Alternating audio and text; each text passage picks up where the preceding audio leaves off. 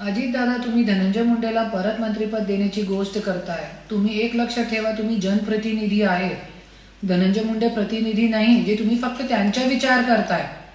बीड जिल्ह्याचे तुम्ही पालकमंत्री आहे. ज्ञानेश्वरी मुंडे, महादेव मुंडे हत्या प्रकरण, संतोष देशमुख हत्या प्रकरण, आणखी खूप काही खून आहे जे लोकांचे समोर आहे. पण शासन प्रशासनाला कसा गैरवापर करून हे लोकांनी हा सगळा कालकारोबार साम्राज्य करून ठेवला आहे हे तुम्हाला दिसलं आहे गेले 6 महिने 7 महिन्यापासून. तरी पण तुम्ही असे घाणेरडे व्यक्तीला तुम्ही मंत्रिपद देण्याची गोष्ट करताय. तुम्हाला इकडची जनताचे दुःख दिसत नाही.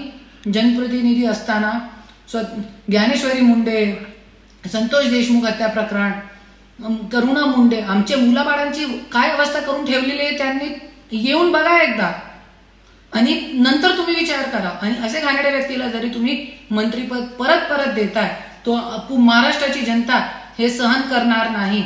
आणि हे तुम्हाला जरी जनताचे दुःख दिसत नाही तर तुम्ही सगळ्यांना, ज्ञानेश्वरी मुंडेला, संतोष देशमुखचे परिवाराला, करुणा मुंडेचे परिवाराला, सगळ्यांना तुम्ही विष पाजा. नंतर तुम्ही धनंजय मुंडेला मंत्रिपद द्या.